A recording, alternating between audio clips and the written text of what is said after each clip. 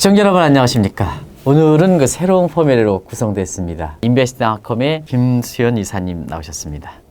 그리고 김재영 대표님을 모셨습니다. 김 대표님 안녕하십니까. 안녕하세요. 네네. 일단 정식 진단부터 좀 해주시기 바랍니다. 아무래도 최근에 가장 큰 이슈들 중 하나가 외국인의 매도세가 언제 진정이 될 것인가라는 부분이었었고요. 네네. 그 부분들에 대해서 5월 달은 아마 참 어려운 달이었던 것 같아요. 네네. 항상 뭐 5월이 힘든 달이긴 하지만 이번 같은 경우는 특히나 더더군다나 테이퍼링 이슈와 함께 외국인의 매도세가 워낙 강렬했었기 때문에, 그리고 공매도가 재개됐던 첫 번째 달이었기 때문에 그 영향이 조금 더 컸던 것 같고요.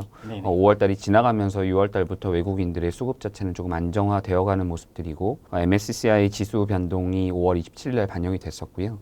이제 FTSE라고 불리는 영국에서 만들어진 지수죠. FTSE 같은 경우가 지금 6월 18일 날 반영이 될 건데요. 이런 부분들 두 가지의 메인 이벤트가 지나가고 나면 이제 6월부터는 어느 정도 휴가 기간도 들어가고, 미국 시간 6월 15, 16일이니까 한국 시간 6월 16, 17일이죠. 미국 FOMC 미팅이 또 스케줄이 돼 있다 보니까 그때까지 이제 테이퍼링 이슈 관련돼서의 시장의 임팩트는 있겠지만 일정적으로 그 부분들은 대충 정리가 되어 간다 라는 생각을 개인적으로 하고 있기 때문에 6월 달이 좀 지나가면서, 특히나 16, 17일 지나가면서부터는 외국인의 수급이라던가 이런 부분들이 조금 더 안정화되고 시장의 안정핀 역할들을 좀 할 수 있게 되지 않을까 생각을 합니다. 최근의 인플레 문제는 경기 과열 쪽보다는 각종 원자재 가격의 공급 차질 문제라든가 가격 상승의 코스트 푸시 측면이 많지 않습니까? 최근에 원자재라든가 이런 것을 좀 말씀해 주시기 바랍니다. 테이퍼링이 예상보다 좀 빨리 진행될 수도 있다라는 의견이 있어가지고요. 원자재 가격이 또 급등 계속하고 있습니다. 금 가격이 사실 연초만 해도 혼자 나홀로 좀 빠져 있었는데 지금 석 달 정도 이제 오르면서 원자재 전부가 이제 연초 대비해서 전반적으로 다 상승세로 돌아섰고요. 금 가격이 현재는 이제 1,900달러 선이어가지고 올해 연초 대비해서는 0.24% 상승세로 바뀌었습니다. 달러 약세나 가상화폐 원인도 거기에 들어있다고 볼 수가 있겠어요. 네.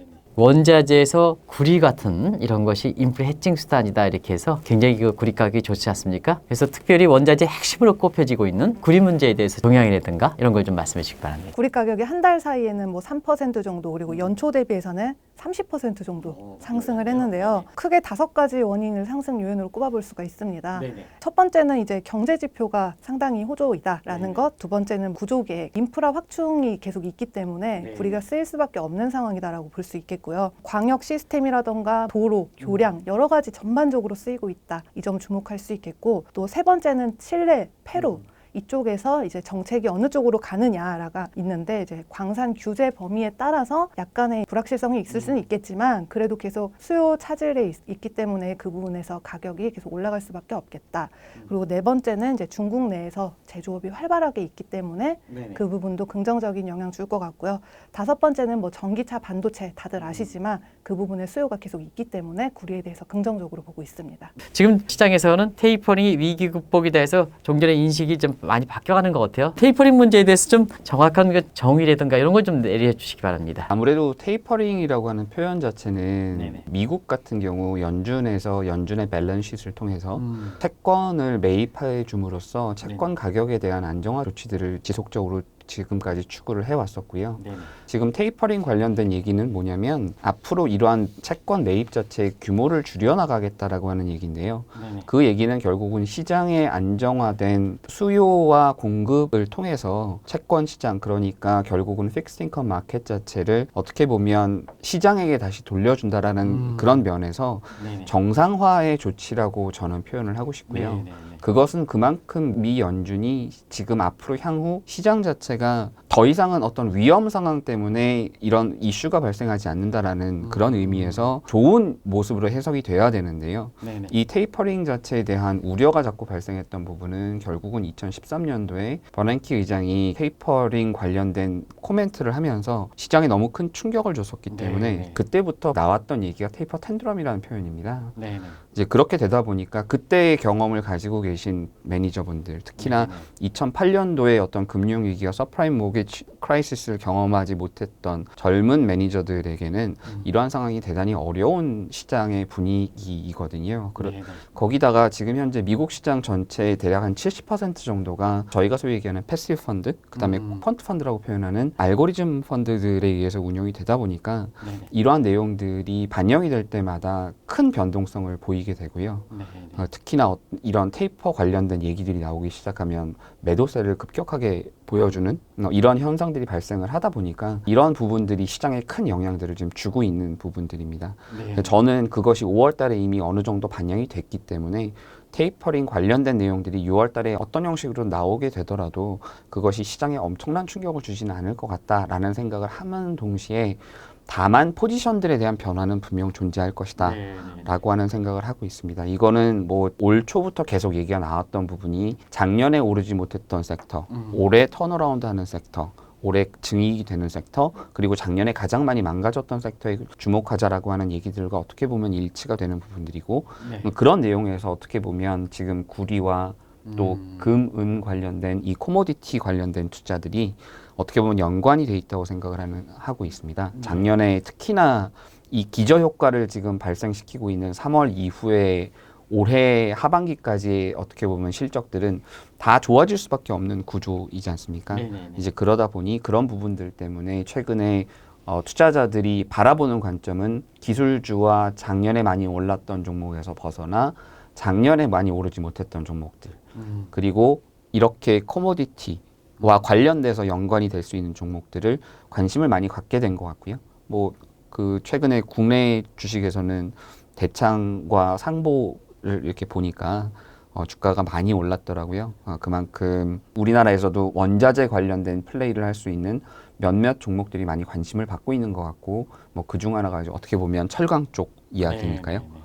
그런 내용들이 지금 현재 시장의 분위기인 것 같고요. 테이퍼링 이슈가 분명 큰 이슈이긴 합니다. 하지만 그건 정상화를 가는 과정에서 반드시 거쳐야 될 내용들이고 그런 부분들을 시장에 충격을 덜 주면서 연준에서도 준비를 하고 있기 때문에 그것이 시장에 엄청난 영향을 줄 것이라고는 개인적으로는 생각하지 않습니다. CO2 가스에서 그 자유로운 구리라든가 이런 것이 좀 가계 경기 민감주로 핵심주로 올라가지 않습니까? 네. 향후에 그 구리 가격이라든가 관련된 지금 톤당 한 $10,000 정도 이렇게 된다 그러는데요. 뭐 $20,000까지 이렇게 전망한다는 부분이 있지 않습니까? 네. 김 이사님 좀 말씀해 주시기 바랍니다. 전기차, 반도체, 5G, 두루두루 그리고 인프라까지 너나 할 것 없이 다 구리를 필요로 하기 때문에 구리 가격이 갈 수밖에 없고요. 방금 말씀해 주신 이 철광석 부분도 최근에 가장 이슈였었던 해운과도 또 관계가 있는데요. 해운이 또 원자재 화물이 늘어나니까 해운 쪽이 오르고 자연스럽게 조선업이 오르고 그렇기 때문에 뭐 철판 수요가 또 일어나기 때문에 철광석, 철강이 오른다. 이렇게 자연스러운 흐름으로 볼 수가 있겠는데요. 농산물 가격에 같이 말씀해 주시기 바랍니다. 네네. 일단은 옥수수가 올해 들어서 39% 정도 올라서 엄청나게 많이 올랐고요. 또 대두 소맥도 같이 올랐고 최근에 우리가 가장 많이 마시는 커피 가격도 연초 대비해서 26%나 오르는 모습을 보였어요. 이게 재밌는 게 커피 이야기를 잠깐 하면 최근 5년 동안 물가 상승률을 뛰어넘었는데요. 이제 5년 내에 10% 정도 물가가 올랐을 때 커피 한 잔 가격이 17% 정도 훨씬 더 많이 뛰어오르는 모습으로 우리한테 다가왔고요. 네, 그만큼 또 걱정이 되는 게 원자재랑 이런 식량이 올라가면은 빈곤층들은 이제 생존의 위협을 느끼잖아요. 거기서 발생되는 게 이제 생산비, 물가, 임금 이런 것들이 다 오르면 여기서 고용이 감소된다는 이런 사회적인 현상으로까지 이어지기 때문에 이 원자재 상승 그리고 또 전반적으로 농산물, 곡물 뭐 이런 것들이 오르는 거를 사회 현상과 곁들여서 이렇게 살펴보시면 좋을 것 같습니다. 최근에 중국에서는 수입물가 안정을 위해서 위안화 평가 절상 쪽 이런 쪽으로 좀 용인하고 있지 않습니까? 그래서 동반관계다 보니까 한국도 이렇게 원화 절상 이런 부분이 되다 보니까 외국인 입장에서 보면 한국 주식이 환차익들에 기대되는 부분에서 아까 이제 외국인들이 점점 수급에서 안정을 찾을 것이다 이렇게 진단해 주셨는데요. 그 관계 달러 가치라든가 외국인 수급 동향이라든가 그 말씀 좀 해주시기 바랍니다. 우선적으로 외국인의 수급 자체가 국내 증시에 미치는 영향은 어떻게 보면 절대적이었는데 그 2020년 3월에 소위 동학개미 운동을 기반으로 해서 그 영향은 많이 약화되긴 했어요. 그리고 또 마찬가지로 우리나라의 국민연금이 너무나 이제는 규모가 커졌고 힘 자체가 이제는 외국인들과 어느 정도의 형평성을 맞출 수 있는 정도의 규모까지 늘어났었기 때문에 특히나 외국인들이 매도를 할 때는 연금에서 많은 부분에서는 지지를 해주고 받쳐주는 역할들을 꾸준히 해왔었어요. 이제 그렇게 하다 보니 결국은 대한민국 코스피 200 종목에서 국민연금이 10% 이상의 지분을 들고 있지 않은 경우가 거의 없었었고, 이러한 부분들 때문에 1% 이상 상승할 때마다 보고를 하게 되는 부분들 때문에 어떻게 보면 외국인들에게 국민연금이 언제 매수를 하는지에 대한 타이밍을 재주기 때문에 오히려 외국인들이 언제 매도할 수 있고 어떤 방식으로 매도하는 게 가장 수익을 극대화시킬 수 있는지에 대한 논의까지 발전되다 보니 최근에는 연금에게는 최소한 5% 지분 보고에 대해서, 그리고 그 이상의 지분에 대한 보고 자체를 완화시켜준 그런 조건들이 있었어요. 그런 내용들을 바탕으로 봤을 때 국민연금 자체가 지금 현재는 들어오지 못하는 상황에서 결국은 그 역할을 개인들이 많이 해주고 있었고, 그런 부분들이 결국은 국내 증시의 증시자금 자체를 많이 풍부하게 만들어줬던 부분이었다고 생각을 하거든요. 결국은 부동산 쪽으로 가야 될 자금들이 증시로 돌아오면서 그것이 안전핀 역할을 해줬었다.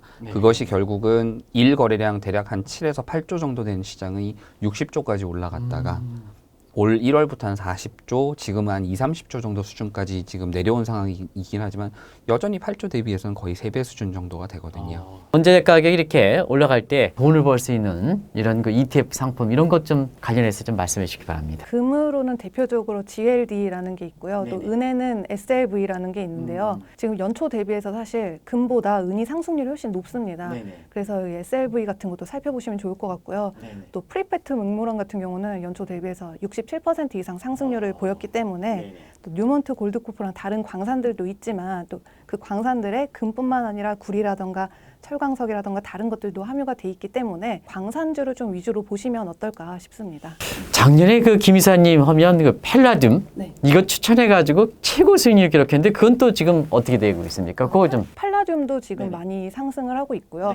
그뿐만 아니라 뭐 알루미늄, 니켈, 리튬 할 것 없이 그 전기차와 관련된 것들은 전반적으로 계속 오르고 있다. 조정이 와 있는 가운데서도 상승세 보이고 있습니다. 대형에서 경기 민감주, 그다음에 금융 완화에서 테이퍼링, 디프레에서 인프레 변곡점일 때 이때 투자자들이 어떻게 해야 되는지 마지막 좀 한 말씀 해주시기 바랍니다. 작년부터 캐피탈 그룹이라고 하는 미국의 굴지의 자산운용사를 포함해서 골드만과 모건스탠리 모두 6월까지는 좋지만 6월 이후는 한 번 더 보자라는 얘기들을 많이 했었고, 그 시점이 지금 온 상황에서 결국은 테이퍼링의 이슈가 반영이 되면서 시장이 어느 정도 좀 쿨다운 될 수 있는 그런 모습들을 보고 있는 상황이기 때문에 지금 현재로서는 대형주에 너무 많은 비중을 담기보다는 중소형주를 조금 더 보시는 게 좋지 않을까 생각을 하고요. 결국은 한 2천억 내외의 어떤 그런 시가총액을 가지고 있는 종목들이 지금은 플레이하기 훨씬 더 좋은 종목들이 아닌가 생각을 하고요.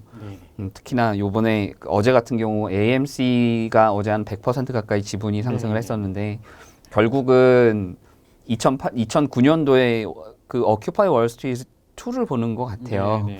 그 변곡점일 때 그렇게 네. 마지막 기대치에서 지금 욕심내는 사람들이 있지 않습니까? 맞습니다. 지금 결국은 그래서 이 소위 얘기하는 공매도 세력이라고 불리는 기관인데 개인이라고 하는 어떤 큰 싸움이 지금 벌어지고 있는 상황이고, 국내에서도 이런 그 밈 종목들이라고 불리는 그리고 레딧에 의해서 결국은 이 소위 동학개미 운동과 비슷한 미국 내 개미들의 어떤 그 집합 움직임들이 동일하게 지금 많이 접근들이 되고 있는 상황이라서 그런 부분들이 참 재미있는 부분이고요. 그래서 중소형주들이 앞으로는 조금 더 좋은 상황이 되지 않을까라는 생각을 하는데, 아까 말씀하신 대로 환율 때문에 자금이 들어오게 된다면 또 반대로 대형주 위주의 어떤 그 자금들이 유입이 될 거거든요.